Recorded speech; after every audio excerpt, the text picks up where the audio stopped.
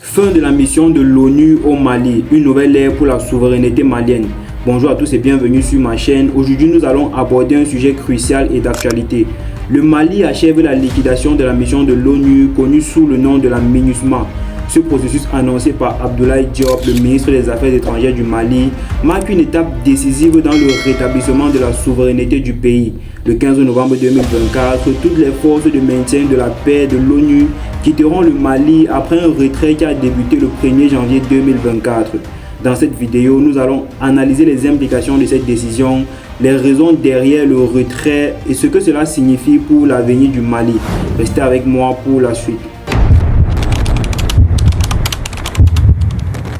Premièrement, pour situer le contexte, faisons un bref résumé de la création de la MINUSMA, la mission multidimensionnelle intégrée des Nations Unies pour la stabilisation du Mali ou MINUSMA a été établie en 2013 à la suite d'une crise politique et sécuritaire majeure au Mali. Ce déploiement faisait suite à une intervention militaire française qui avait pour but de repousser les groupes armés qui avaient pris le contrôle du nord du pays. L'une des missions principales était de stabiliser les régions du nord du Mali où l'insécurité et les activités des groupes djihadistes étaient endémiques. La mission avait également pour mandat de protéger les civils et de soutenir le processus politique en aidant à la mise en œuvre de l'accord de paix de 2015 entre le gouvernement malien et les groupes rebelles. Enfin, la MINUSMA devait contribuer au renforcement des capacités de forces sécuritaires du Mali. Cependant, la MINUSMA a souvent été critiquée pour son efficacité limitée. Malgré les efforts considérables, l'insécurité au Mali a continué de se détériorer et les forces de l'ONU ont été confrontées à des attaques répétées. De nombreux Maliens ont exprimé leur frustration face à la situation, considérant que la mission n'avait pas réussi à apporter la paix et la sécurité promises. Plongeons donc à présent dans le retrait des forces de l'ONU. Le ministre des Affaires étrangères, Abdoulaye Diop, a récemment annoncé que le processus de liquidation de la MINUSMA achèverait le 15 novembre 2024. Cette décision fait suite à une résolution du Conseil de sécurité de l'ONU qui a entériné le retrait progressif des troupes de l'ONU entamé le 1er janvier 2024. En ce qui concerne donc les raisons du retrait, le gouvernement malien affirme que ce retrait est un symbole de rétablissement de la souveraineté nationale.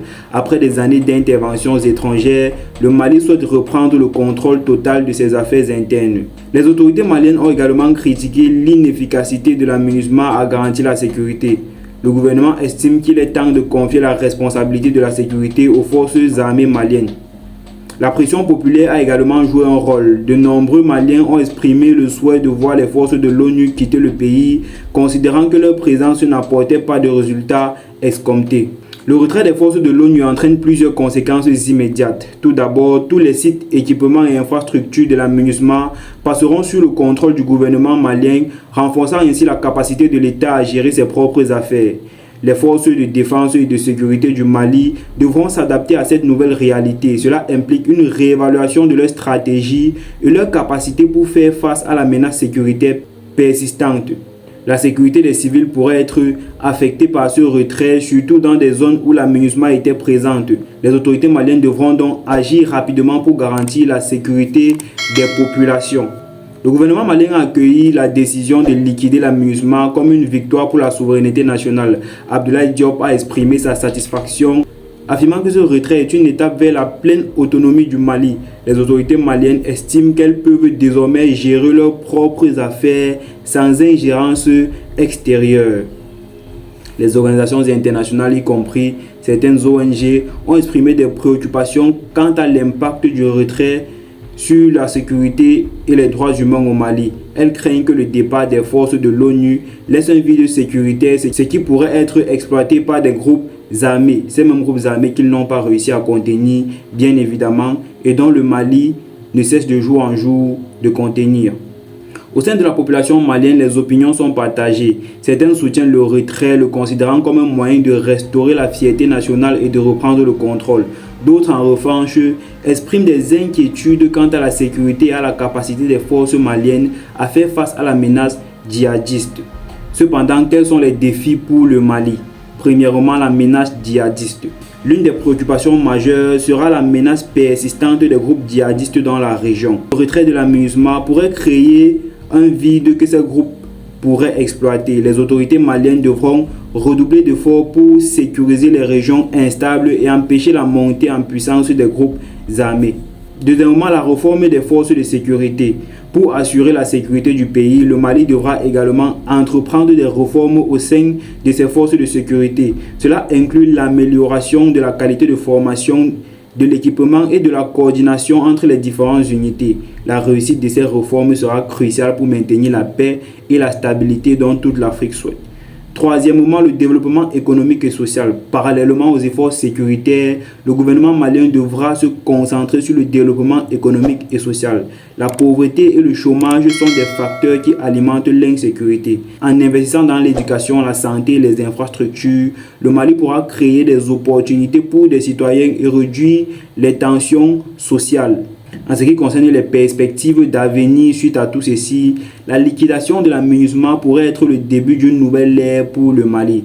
En reprenant le contrôle total de ses affaires, le pays a l'opportunité de bâtir un avenir meilleur, fondé sur une souveraineté renouvelée.